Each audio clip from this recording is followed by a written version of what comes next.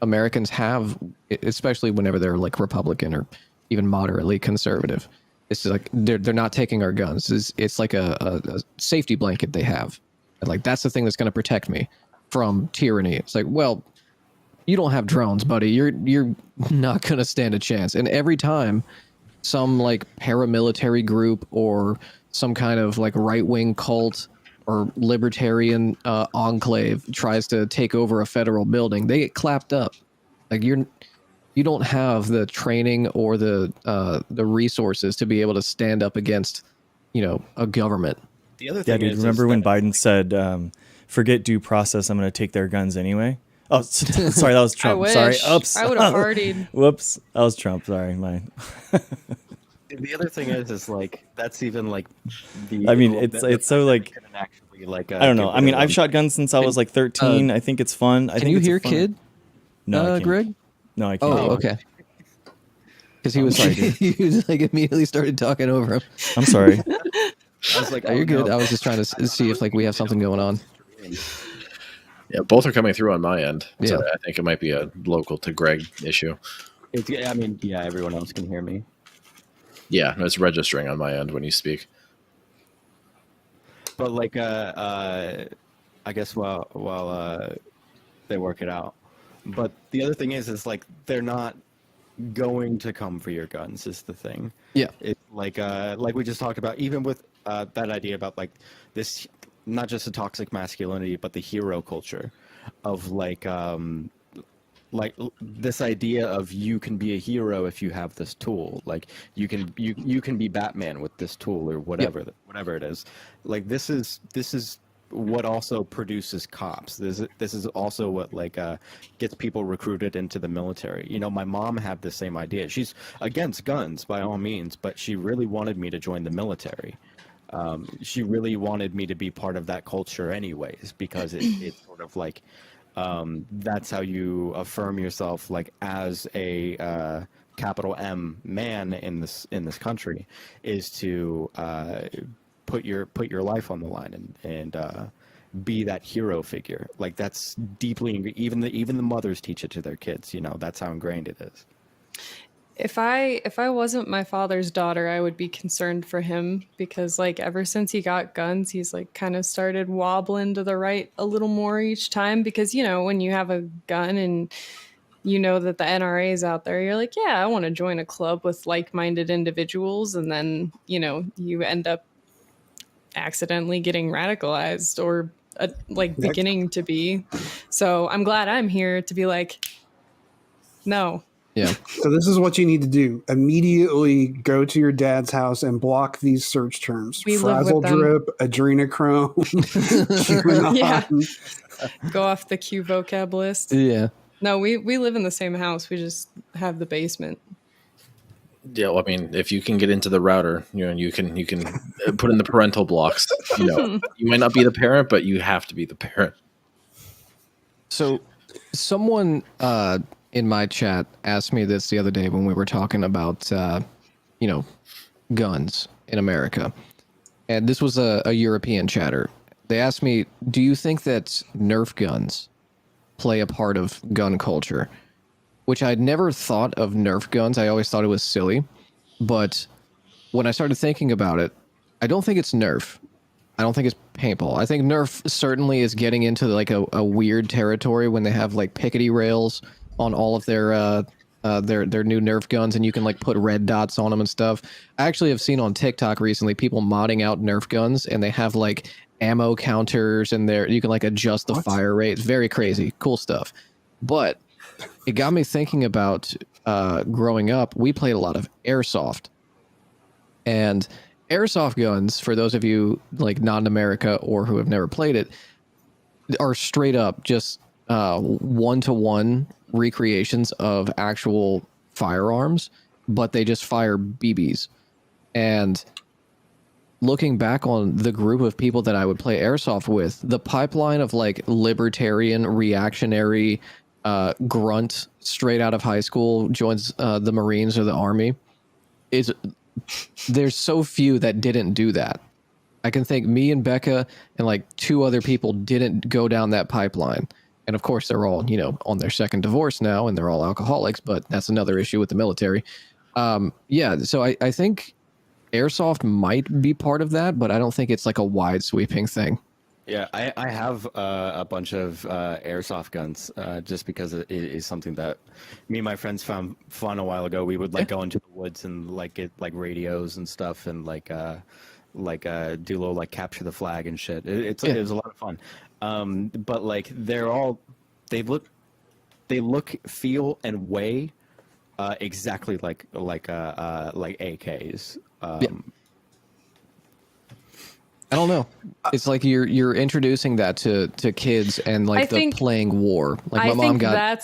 I think that's like the exact same argument as people saying violent video games contribute to gun violence. I think we can discern in our minds between this is a violent video game and then this is violent real life. Like the problem is the more like abstract idea around it. So like the moment you start having the blue and pink toy aisles at Walmart or whatever, and then you go and see like what the toys are and what it sort of conveys to like boys. So you have like a bunch of construction toys. You have a bunch of of like you have a bunch of superheroes and stuff like that.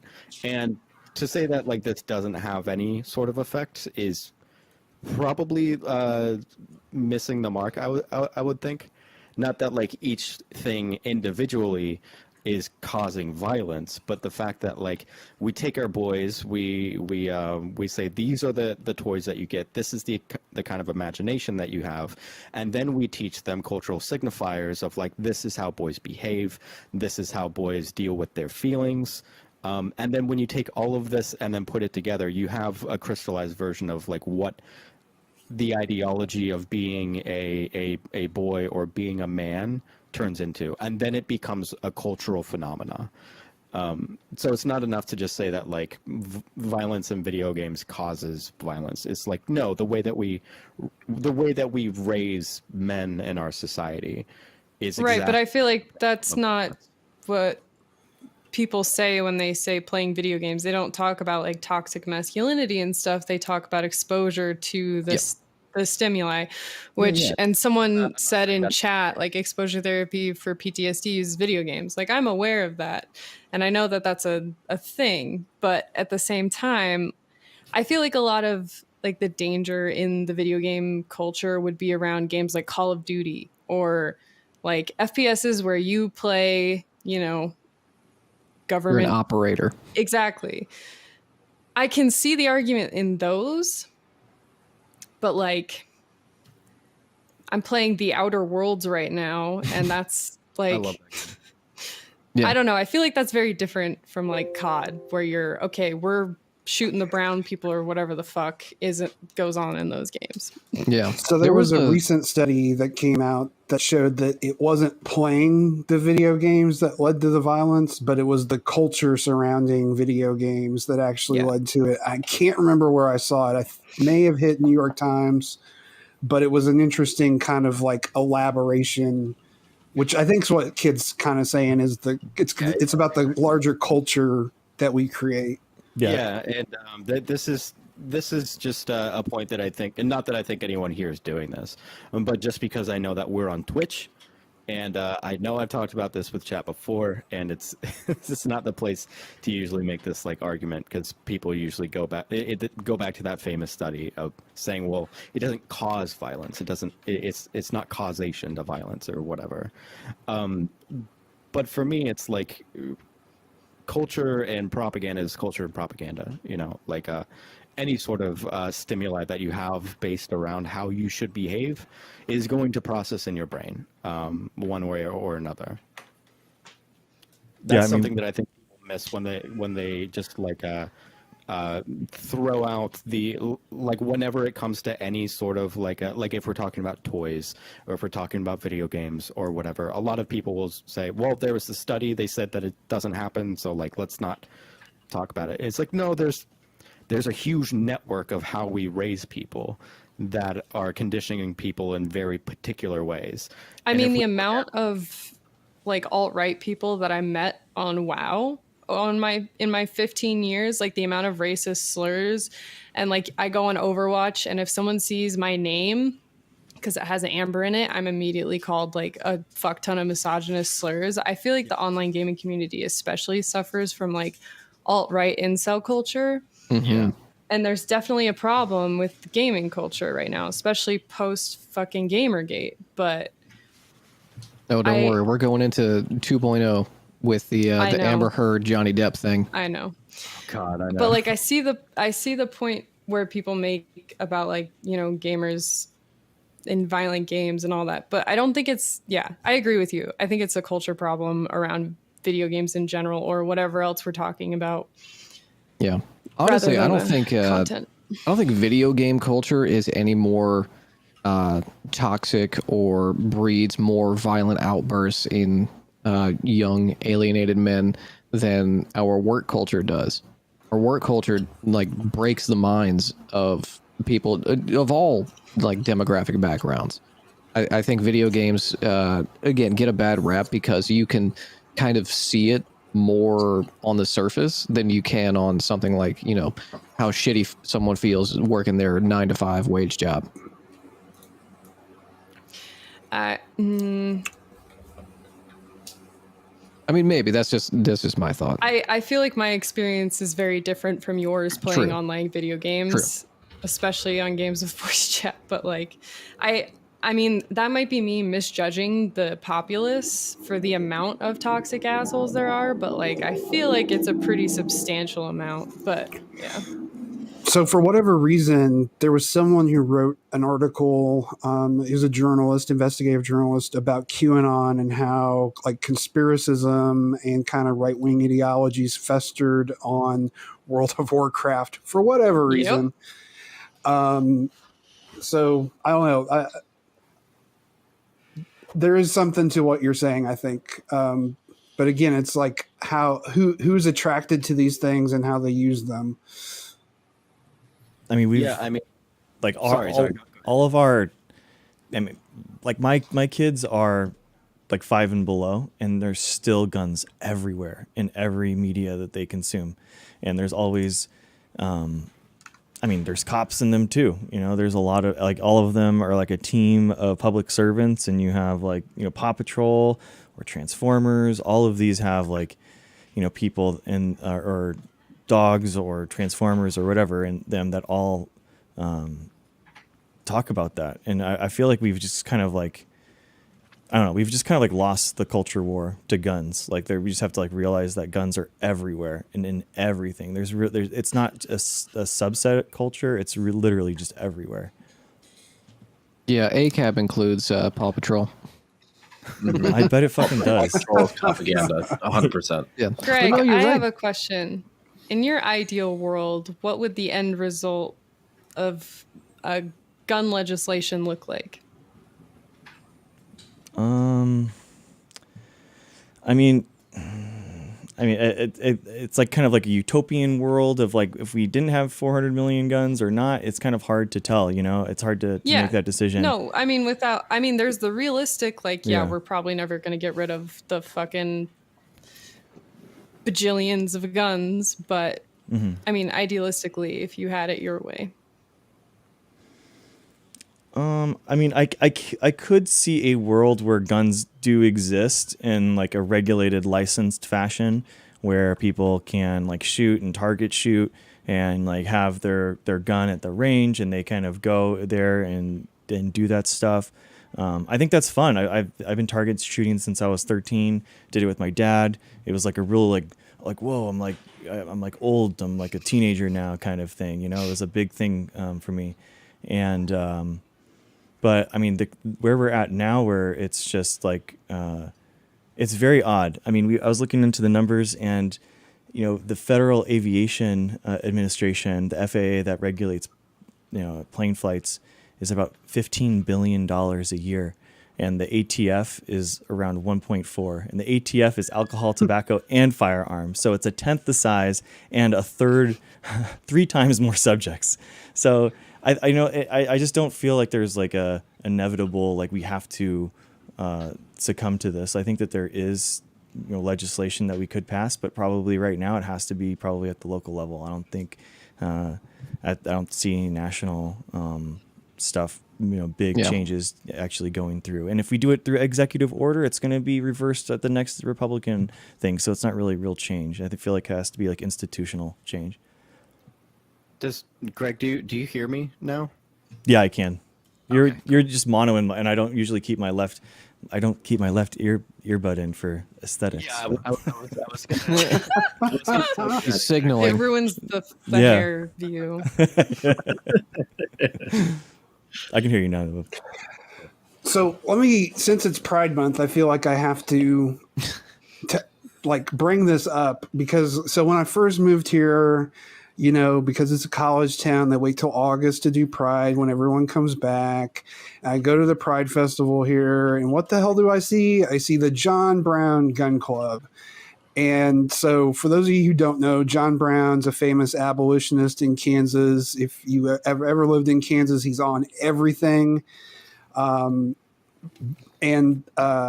they're using John Brown, this kind of iconic figure, to promote gun use or buying guns within the LGBT community.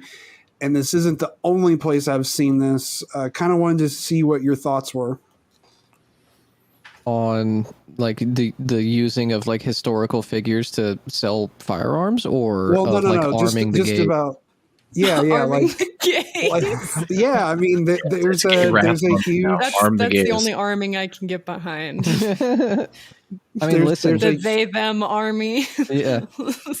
Listen, if history has shown one thing, when marginalized groups start strapping up, that's when the NRA wants to have legislation. So I'm all for like getting gays like some AK-47s, Yeah, I mean, Marvy brought up in chat, the pink pistols have been a thing for a very, very long time. It's literally gays teaching other gays. You can probably maybe change the verbiage to queers teaching queers how to shoot guns. Like anybody in the LGBTQ community can essentially connect with pink pistols, and I think there's a whole bunch of chapters nationwide to serve that very purpose. But I think that that goes back to what I was saying before in terms of now the material conditions have degraded so much that there exists that need to protect oneself, and now the answer to gun is just more gun. Yeah, I've worked with people who used to organize with the John Brown Gun Club in Portland. They ended up dissolving because there was I don't know the specifics. It's the general problem is that gun culture itself, even in left wing crowds, can bring a lot of toxic elements to it. And those toxic elements had to do with the reason why they kind of dissolve. There's internal drama stuff, but just having a network where people, and because of that cultural problem, a lot of queer people and marginalized people, a lot of them don't really feel comfortable in a lot of the other spaces where you could be learning how to use firearms. So those sorts of avenues, I think, are super important. I mean, this is what's going on right now with Vosh, right? Vosh is saying that there's going to be a genocide in 2 years, so that everyone needs to strap up and get ready to shoot. Wait, what? That's what he said. That same shit, in 2020. Admittedly, his screes about a fascist martial state,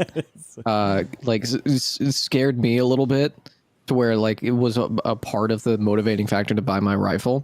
But while he's not unjustified in being concerned for the safety of LGBT communities, that kind of rhetoric is very dangerous, and I don't encourage people to go along with it. I agree. Yeah, so my own thoughts on it were when I first encountered this John Brown Club, I was like, what the fuck? I was seriously what the fuck happened? How did I move here? What's going on? But now I've kind of changed my position a little bit on it. So I'm a little bit more open to the idea. But for me personally, having a gun, not a good idea. So I'm not going to own one. But I am curious to hear what our friend Marcus's thoughts are, because you've been unusually quiet on this one.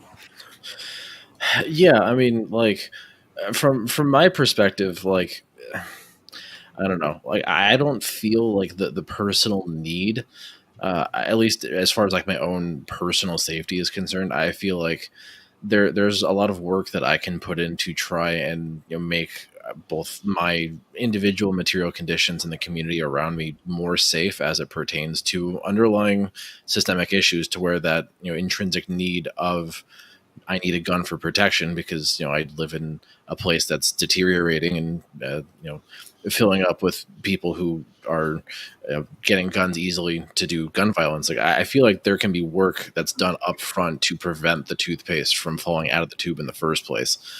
So for me, like that's kind of where I put my personal focus, is like trying to make sure that my living situation, since I had a pretty personal experience with that 2 years ago, and then B, the people that I associate with. I try and run in circles.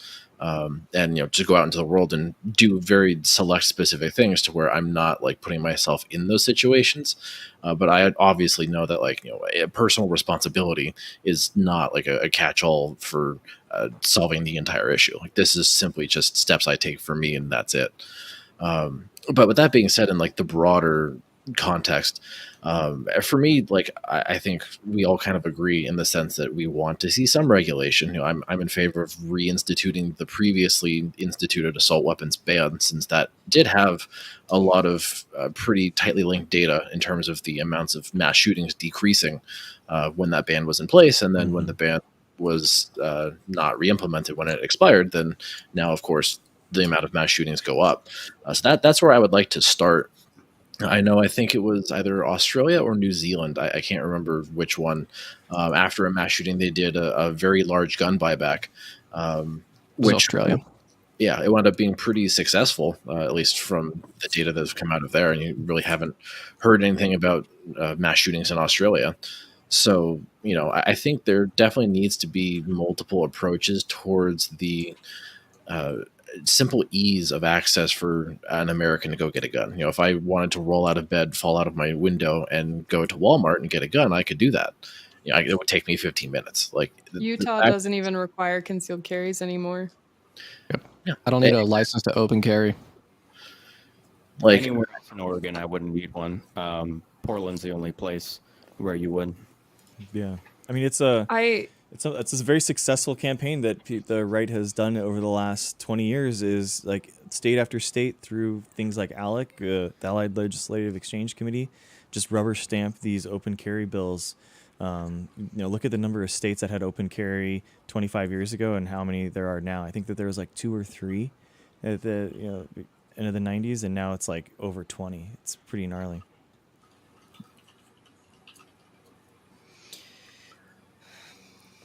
So, I mean, I don't know. Like, it's some of, I think, what we're saying, we can implement some of these policies and kind of arrive at a point where, okay, maybe some of the toothpaste is no longer falling out of the tube. But that's one of the very, like, commonly cited points, which we've cited, I think most of us have alluded to it, if not explicitly said it. But there are just so many guns in circulation. We're still probably going to see some of these events, even if we implement and get all of the regulation that we desire. So maybe, I guess in that sense, is there anything that can be done aside from buyback efforts to reduce the amount of guns that are already in circulation before cutting off the circulation, or reducing the flow rate of guns from sellers into the circulation entirely? Well, I like your response to Professor Q's question, because it shows the dichotomy that exists within America. Do we be proactive or do we be reactive? Do we set up conditions and barriers to obtaining firearms, or do we simply react to these things with things that actually don't help and just go back into the negative feedback loop? So right now, we can do something. We just need 3 Democrats. The one in Texas, I can't remember his name. Was it Cuellar? Might be Cuellar. Cuellar, Sinema, and Manchin to get on board. and 10 Republicans have to be on board. I don't know why someone I was watching recently on a report said 10. It seems like you would need less than that. The number is 10 that I've heard to get just background checks. Well, because you have That's to, it. You have to pass it. You can't do budget reconciliation on that. You'd have to actually pass the filibuster. So I've got another kind of thing I'll throw out there. So let's maybe think about like why these mass shootings, why gun violence is an issue, and maybe start to address those things. Like, you know, we have a mental health crisis that's been going on for a long time. Like maybe we should look at that. Maybe we should look at, you know, people's real living conditions and try to address those, because a lot of these incidents that are happening are the result of you know, people's frustrations, feeling like they don't have a voice in society. Now we can talk about whether or not those that's a rationale that's justified or not, but for me it's getting to the real heart of the issue beyond like gun policy. And I think we should still, you know, pass some kind of reasonable legislation. But Well, so I have a study here that was linked to Grumlow and I the other day, outlining how dealing with these outbursts of violence and the rate of firearm homicides can be very greatly reduced just by having just better living conditions for the poor.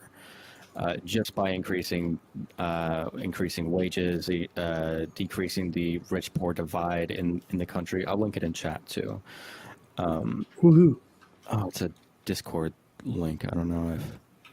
Let me know if you can open that or not.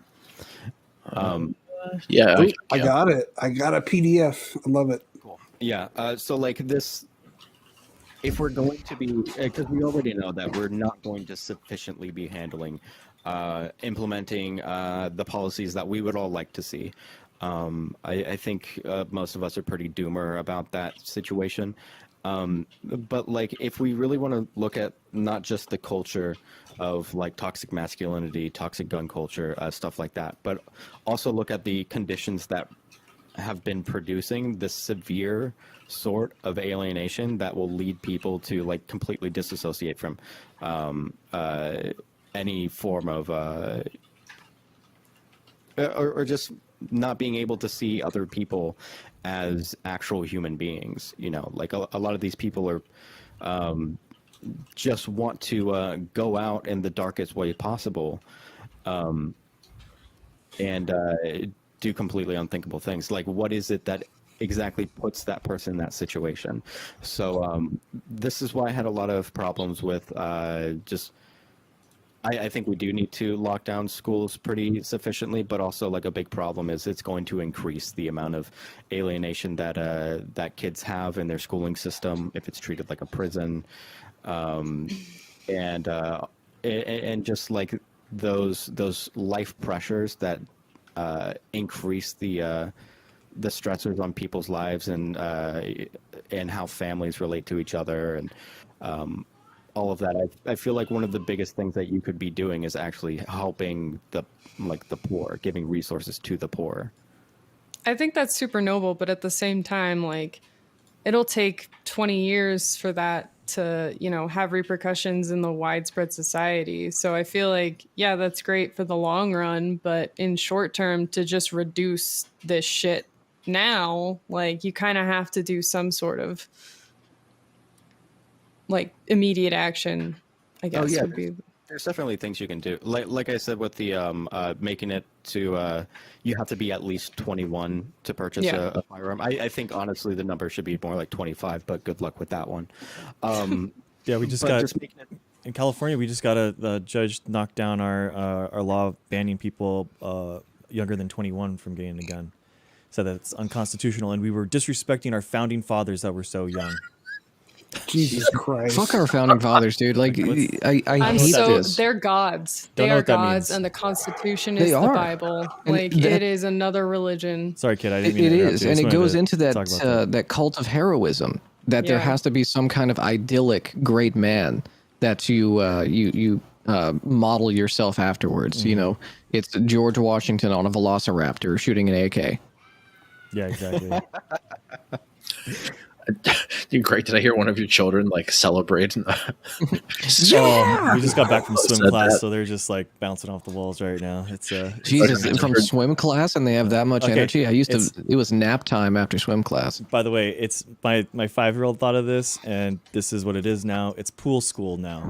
We really missed the Nice. opportunity. If we can't get pool school instead of swim lessons right, we have no chance at guns, guys. I just we missed the No, I mark. just heard George Washington shooting an AK riding a Velociraptor, and then I heard a child scream, "Yeah!" Like, it's an endorsement of, There you of go. that very Yeah. American perception of the founding fathers. Yeah, exactly. Dude, I can't thank you enough for this study. This is so freaking awesome. I just looked at the conclusion and I love this. The study finds that the rich poor gap, citizens' levels of trust in institutions, economic opportunity, and public welfare spending are associated with the rates of firearm related homicides in the U.S. That's what I've been saying for so long, but now I finally got the Interesting. fucking data. I have So lots of thank nerds. you. Gremlo and I have lots of nerds in our chat. That's from a noble nerd by the name of K Parse. Yup, I was about to say, was Oh, it K yeah. Pars? I know Yeah, them. it's They're kind of cool crazy. people. In my literature review on this last week, is really interesting how like they're trying to still understand like how much of this is homicidal thoughts versus like suicidal. You know, are these people just wanting to go out and like kill like a bunch of people, or is it just kind of like a death by cop scenario? And I don't know. I mean, it is tough. I mean, the one thing Is one better than the other, or is one more important than the other? Do well, they well, imply different? It does. It does legislation? actually. Yeah. So the number one thing that's linked to a mass shooting, if the shooter has an automatic or submachine rifle, if they engage into a firefight with any type of armed resistance, it's boom. It goes right to mass shooting every time. Because if you think about it, I mean, try to put your mindset into this crazy person, you know, now it's like, okay, it's game on. Like I was thinking about this before, but now it's like, this is actually happening. Oh my gosh, I got to do this and I got to do it quick. So, you know, if like let's, okay, never mind. I'm just going to say that it could change the outcome significantly and what that person does with their surroundings. I don't think if I've ever heard that before. I feel like most of the time the violence occurs before the cops get there, unless that's just my poorly conceived notion of, you know, how it unfolds. I try not to read too many of the articles, but Well, what we have sometimes is we'll have people that write manifestos. They want to have a very serious impact on society. Some people want to have notoriety from it, but a lot of people also just want to leave this world in the darkest way possible. I think that there's a lot of room in the middle where a lot of people are sort of rolling the dice on it. Yeah, exactly. It's kind of like whether or not like someone negotiating with them is actually going to make any difference. If they, or talking them down or something like that. You know, it's like, you know, one of the big problems that I found was like, you know, psychologists trying to study this stuff is like, I mean, HIPAA kind of hurts us in this way where they can't go back into medical records histories. They can't like look at this and it's not known. And on top of that, a lot of these people kind of like, I was specifically looking at mass shootings and specifically then school shootings. It's just not well studied in because a lot of these people weren't in the system, weren't seeing a psychologist. And if they were, they can't get their notes or know what's going on. So It's one of the frustrating things about the entire discussion is that even if we're going to take the mental health argument seriously, like that we don't have a gun problem, we have a mental health problem, which I push back on heavily. There's no proposals from those who are resistant to gun legislation or any sympathy for expanding access to mental health They're resources. actively cutting it. Yeah. So you don't really care about the mental health aspect. You're just, again, like pushing the barriers even farther, or moving the goalposts even farther every time. Which, by the way, you can blame sociology for that. A famous study called Being Mentally Ill was used by the Reagan administration to basically close down the state mental health wards. Yep. Great. Sorry about that, guys. So much of this is just like, it always goes back to fucking Reagan. Reagan. I have said before, man, everything bad that you hate about America, no matter what your political affiliation is, you can draw it all back to Reagan. Yeah, There's can a we specter like that can we haunts the United States. Yeah.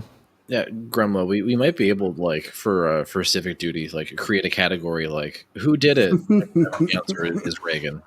Yeah, all the Or answers like are a Ronald Reagan. Yeah, 6 degrees of Ronald Reagan type thing. Yeah.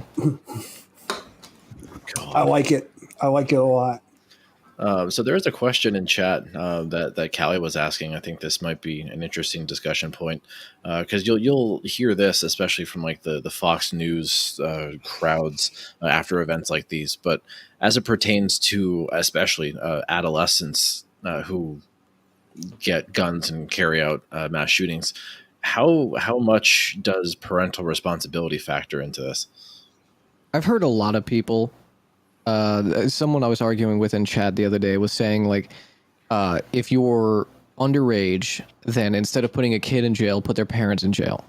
Which that's such a stupid approach. But I have a great anecdote after you're done. sure, I was gonna say, if there are shootings that happen and it is found that the gun wasn't stored safely, it was bought by the parents, that it was allowed in the house without the parents' knowledge, or without them putting any kind of like restrictions around the child's access to that firearm, then there should be some kind of penalty, right? What was the? I mean, Rittenhouse is an excellent example. Rittenhouse's mom literally dropped him off, and yeah, he was acquitted. It was a bullshit trial, but she is responsible in part for what happened. And there was another one as well. God, there's so many I can't even remember. Where like the mom knew that this kid was having issues, and like he brought ammunition to school, and she was like, "I don't care that you did it. I just care that you got caught." Who was that? I can't remember. You guys remember that? I think that may have been Rittenhouse, actually. It might have been. It sounds familiar. Yeah, I think Go ahead. I think if you're gonna like think about something like that, it would have to be case by case basis, and not like, you know, if a kid does this, then the parents are automatically at fault. Because like we've had one mass shooting in this state in the last 20 years, I want to say, and it was a guy from Turkey, and after he did this, his parents got so much hate that they literally moved back to Turkey because they could not take it anymore. So like, and they had no inclination. They had no like radical ideologies or anything in the house. He just ended up down the wrong pipeline, I guess. I don't know. But yeah, they got so much hate that they just moved out of the country. I don't know if you guys are watching chat, but this is hilarious. Someone said something like, "Don't you know about the most recent case?" And we're all like, Which one? There's so fucking There's many." been 22 this week. Yeah, dude. crazy, Like man. we started with Buffalo, that was the big one, and then Missouri, and then there's another one in Michigan, and then Uvalde, and then Tulsa. It's like right now, it's just we're inundated by it, and there is like collective trauma within a society that happens when it's just constant. Like the leading cause of death for kids right now is gun violence. That's crazy. No, That's why I haven't been on Twitter. yeah. I- No normal society would allow that shit to happen. Like more cops or more kids have been killed by gun violence than cops by gunfire. That's crazy. Yeah, I mean, it is pretty nuts. I don't know the numbers on this. This is completely anecdotal, but it does seem like a disturbing a trend that I'm noticing is that like more and more. It's just that these people are picking it up like the week before and then driving and doing their thing. And it's like, I just seems like more and more of these are just bought at the store on the way, like it's nuts.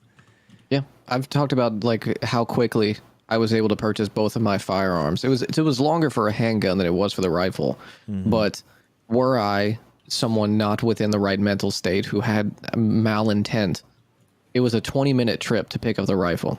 I could That's have crazy. like gotten breakfast, done that, and carried out whatever action I wanted to before lunch. Oh, you can just order them online and get them shipped right to your door. My brother-in-law does that. He just got a new shotgun. I don't know how many it is now. Yeah, my brother did that too. He just got a new Glock. Just ordered it right online. And the other thing is like, guns are cheap. Yeah, they are, dude. Guns are so cheap. You can get an AR for like $500 or less. Yep. Yeah, and even in states where they're illegal, like you can just get a DIY kit of it. It's so simple. I mean, it's the ghost guns. yeah. Yeah. You just get You can 3D print them now. exactly Like my lab literally has 2 3D printers. If I wanted to 3D print a gun minus the ammo, I could In Minecraft. the specs. Yeah, I would never do this. I have no desire to own a gun 3D printed or not in professional life. In Minecraft, I could theoretically take the specs for this and just like put them on a USB, stick them in the printer, and come back the next day and there's a gun. yeah. It's crazy. It's I mean it's one of those things where I mean we've kind of lost the battle here. I think this is one of the things where like I'm gonna bring all my kids through and take them to like gun safety school, gun safety training, and show them and shoot with them because I want them to know like what good gun safety actually looks like, so that if they're at their friend's house and they bring out a gun or something, they'll know like this is danger, this is bad, this is like red lights flashing bad. So not Why do they have to in, shoot them to know how dangerous it is, though? because That's my big question with this all the time. Because you got to handle it. You got to know. I mean, there's some firsthand knowledge that you get when you see and you feel and you shoot how powerful this thing is. I have never touched a gun, and I fucking hate guns. Well, Like I know that they're fucking dangerous. Like I would, yeah. But I'm just saying, So like there is coming something from- that you learn that when you like pull that trigger and instantly afterwards there is like that watermelon explodes. You're like, holy shit! Like that's one of the reasons why it's so fun to shoot guns. Why so many people like to do it. I mean, it's one of those things. So there's like a realization that you have, a revelation whenever you're in the presence of like a range and you feel the air pressure hit you, and then whenever you step up and you pull that trigger and you feel it jerk back, there's like a realization like, holy fuck, that like I have the power of God in my hands. So like, and this came up, and I'll ask this as well. Recognizing what exactly the tool is, it's one thing to like, as an adult, look at everything, all the evidence, and say like, okay, well, clearly it's dangerous. It's another thing for like someone who's not always around them or not exposed to it, or maybe even exposed to it, but you don't have it like physically in your presence to have that tactile response of like, oh, okay, well, now I get it. Like that's there's not no uncommon. There's no like moving. There's like you shoot and then it happens immediately after. It's not like you can't tell your friends like, hey, move out of the way. Like it's like it just like the opposite happens too, where you fire off a gun you've never like fired one in your life, and then you go, oh my god, that's awesome. Where people like now it's like, okay, well, this is cool. That effect happens too. But this came up in a panel I was in recently. Someone raised the idea that we used to have gun safety courses at schools, like public schools, and like firing ranges at schools. I think that's a terrible idea. Not today. No. I don't know, man. I'm getting more and more open to that idea, honestly, because it's like it's a way to make sure that people are being safe and that they're not like treating this as a toy. This is like something that you could teach someone. That it's like But I don't know. The problem is, I guess, is the public school system. How is that going to be administered? Who's going to be teaching it? Who's going to be? I guess in theory, like in a utopian world, I could understand it, but probably the practical effects of it would probably be pretty bad. Like, because you wouldn't want it to be just like a fetishization class. You know what I mean? Yeah, school is a terrible idea, but like the having public like gun safety that courses that aren't attached to like recruiting for the military or that like have any sort of like ideological presupposition to it. I think that's pretty important. I don't have any problem with like if a public school has the resources, has the facilities to have like Olympic style air rifle teams. I don't have a problem with that. You're teaching the same exact trigger discipline, range safety, and care for your firearm as you are as if it were an actual firearm, but without, you know, kids having to hear shots while they're in class. Yeah, exactly. It's kind of weird. I mean, if there isn't that like fetishization of guns, it just hits differently. It's like kind of like seeing a nude body versus porn or something, you know, like when I grew up, we went to a dude ranch for family camp and stuff, and there was like so many things that you could do: archery, horseback, go-karts, mini bikes, sea-doos, gymnastics, martial arts, and then they also had a gun range there. So you just had like little 22s, little like bolt action rifles, and they gave you your little block, and you went, and it's like there never was a problem. We went there for like 15 years or something. It's like never was a problem. There was never any drama over it. But it was fun. It was a fun thing to do, even as a family. Like we would go and like, you know, shoot, and my mom would get better, and we'd be like, oh wow, good job. Like your grouping is getting better. Okay, so now just like aim a little higher or something. And I just, it's weird. It's weird to see that kind of like I don't know if it's neutral or just kind of just like, oh, it's a thing that you can do versus like what it is now. It's like, oh, get your AR-15, get the fucking all the accessories, make sure you're getting the everything, you know, and it's just weird. I don't know. It's a really weird culture around it. We have a very bizarre outlook in America on firearms because a comparable country to ours is like Canada or Switzerland. Switzerland has a fuck ton of guns proportionally to their population. But they don't have what we have. They see it as recreational. They don't tie it to like their identity. It's a fun thing that you do. And they also don't have the more militant attitudes towards firearms. If someone were to put forward legislation, they would see it as like common sense stuff. And they do have a lot of common sense legislation regarding guns. Yeah, even I just want to see us do what Canada does. Even Australia, I mean, they had that the port shooting that were, I think, you know, dozens of people died, and they basically removed the right to own it for self-defense. You have to like show like there's a reason for you to actually have it in Australia. Yeah. And I mean, there's obviously going to be the funniest part to me is that when people say that gun buybacks would never work, and it's like, bro, like everyone has a price. Like, what's your price? You know what I mean? Like out of my cold dead hands, you're gonna take my rifle. Okay, what about $1 million? You're not gonna say no to it. You're gonna say no to $1 million right now for that rifle? Like, no shot. Of course you're gonna give it up. Come on, dude. That's a ticket to Disney World. It's like $700. You can buy yourself a ticket to Disney. Yeah, it's one tank of gas. The thing is, like by all means, like if there was a buyback thing, like I'd make that, you know. I guess it depends on how much it is. You know, if I was able to, if they're giving me like $50, then I'm like, nah. Yeah, I was able to sell my gun off for like twice the price that I bought it for. Then I'm just gonna be buying guns and selling them to the government. You know, you would have to be buying them back for market value.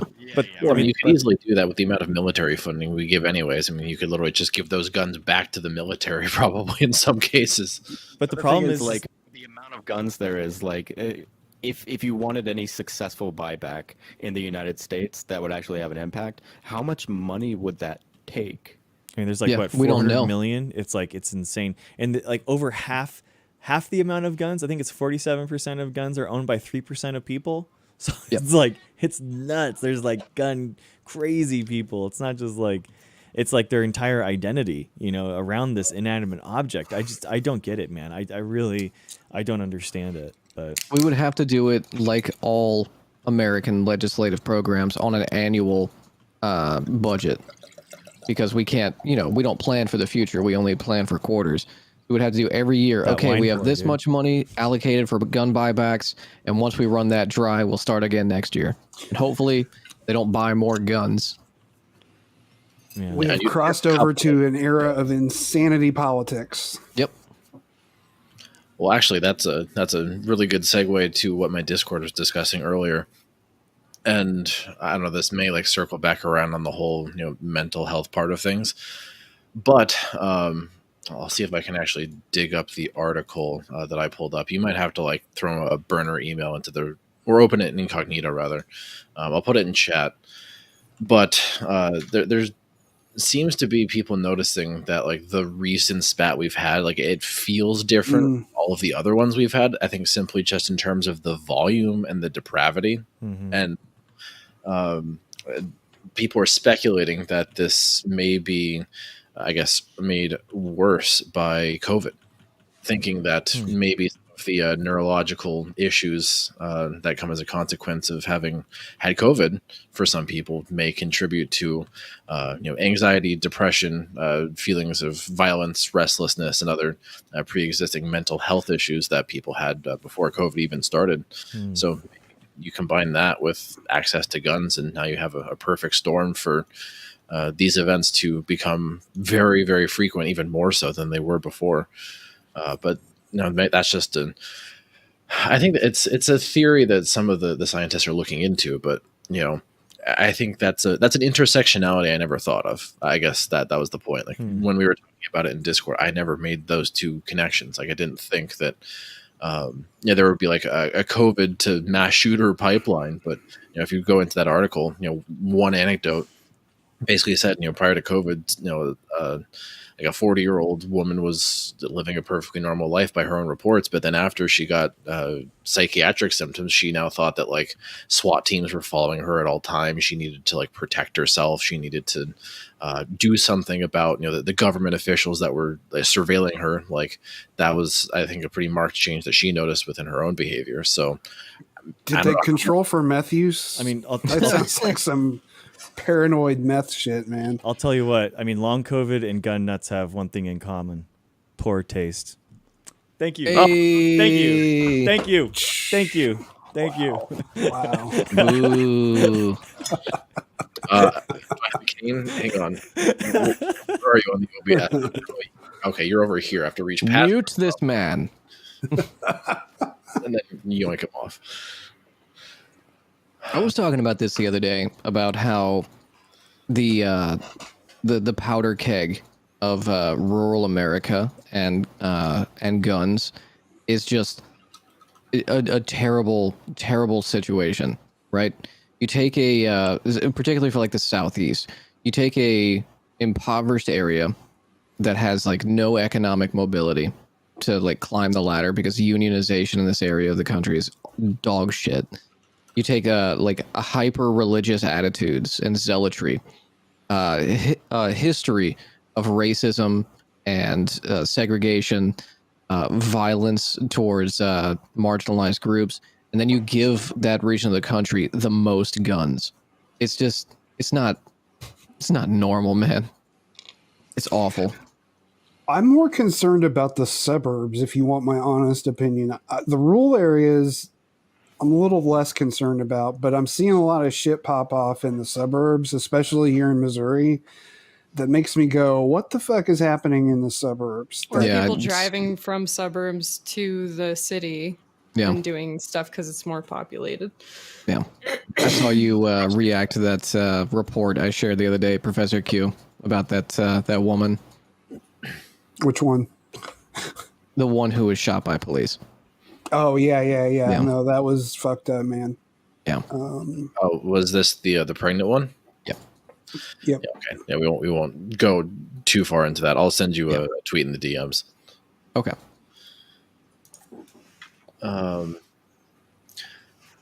But like, I don't know. Like again, this is one of those issues that has just so many intersections between like all of the other shit that we normally talk about. It almost feels kind of like a different form of decision paralysis. Like for us, when we're trying to talk about, the state of things and possible solutions, it feels like there's too many things that need to be done, that like, it almost feels, I guess, black pilling, for lack of a better way to put it. Like, okay, if we want to do what we can, it's kind of like already in the suite of what we're already kind of doing, if that makes sense. Like, I don't see how, like, unionization, for example, like that's a solution that we frequently advocate for a lot of other issues on the political left, and justifiably so. But like, how would that even apply to like this issue? Like, does that just address the more like material underpinnings, or does this like actually have a direct tie into gun control? I think more the former than the latter. Yeah, because like I'm trying to think more in the like framework of like community organizing. Like, when Kid was talking earlier about the communities that he lives in Chinatown in Portland, like the strategy for local community organizing was more gun. And I can understand to some degree, not completely. Definitely the minority stance. That's definitely the minority stance. Within community members there. Within community members and within political organizing. Although there is more to say about like leftist organizing that is related to gun violence, which we could go into later, but it hasn't had the best effect, to be honest.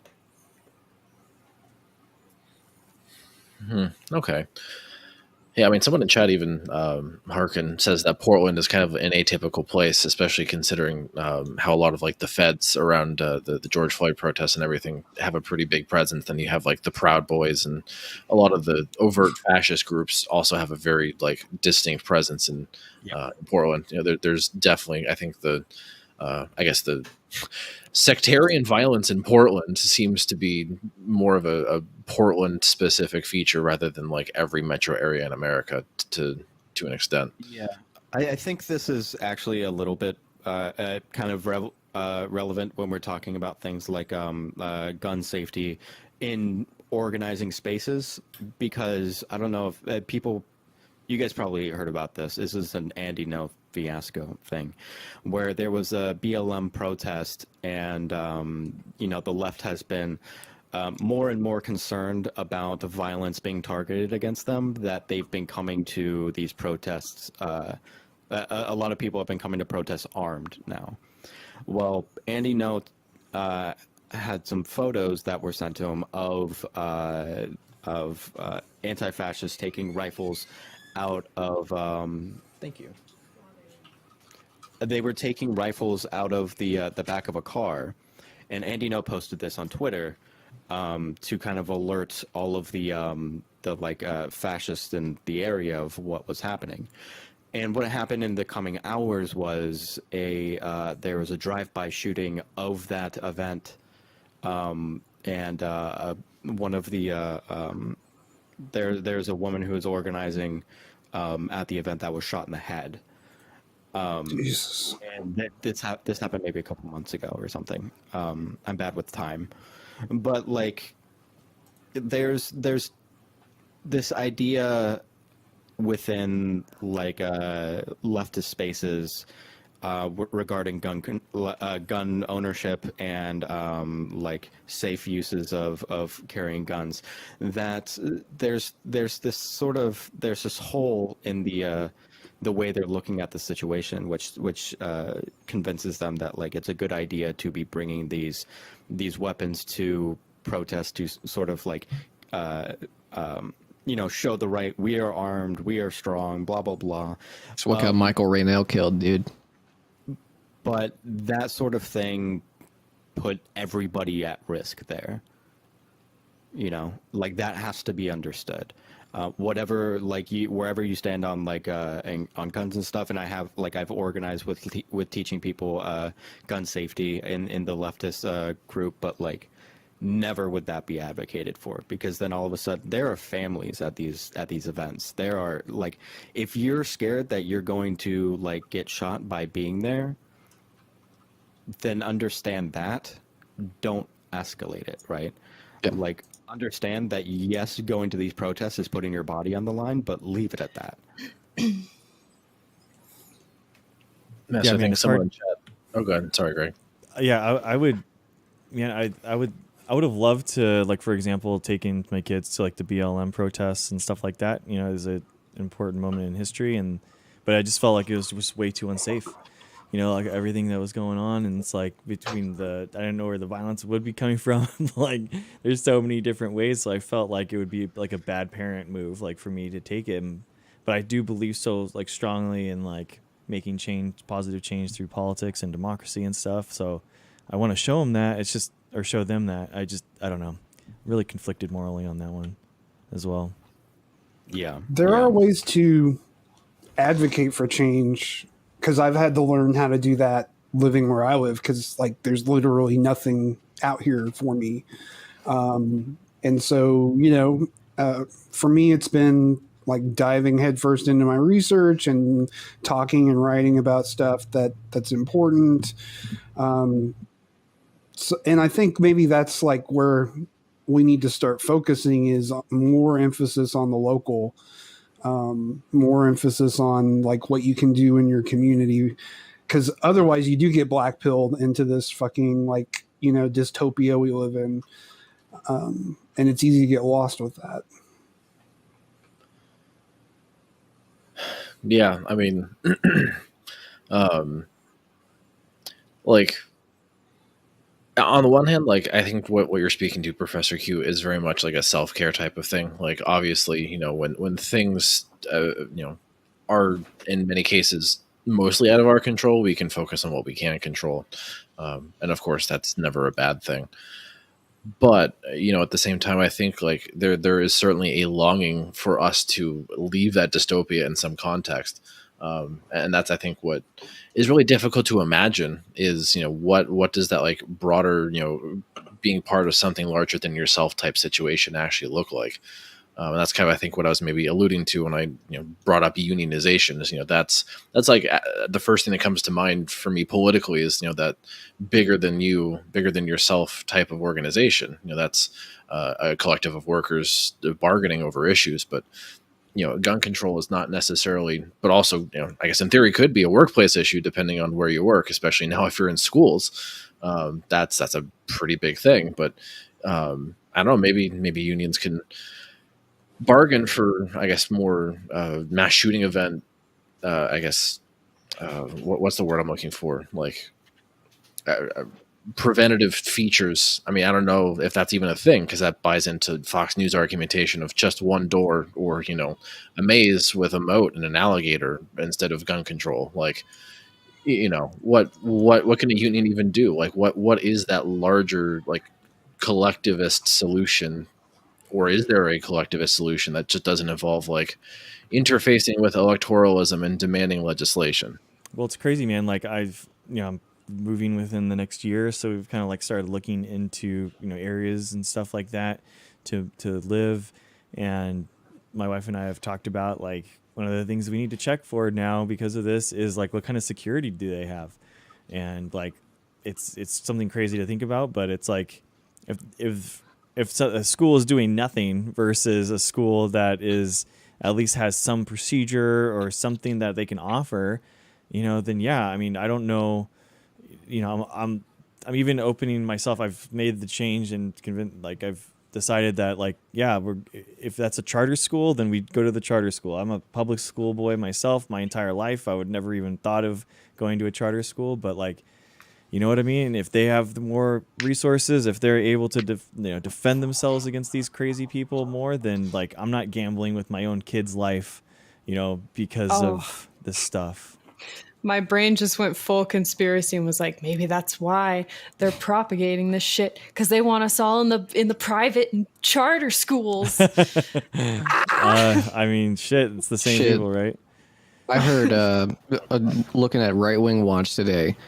I can't remember who this crazy person was, but they were like, I think that the Uvalde shooting was a federal liberal op because they want more gun control. So, and they want. When has that ever worked after a tragedy? Right. Like, But when has that ever propulsed us to do Yeah, anything. they did like the Democrats want gun control, so we organize a mass shooting, and also great replacement because we want this migrant community, which they said was basically Mexico, to vote for Democrats. So they organized it so that it was clear the Republicans and cops weren't going to do anything about it.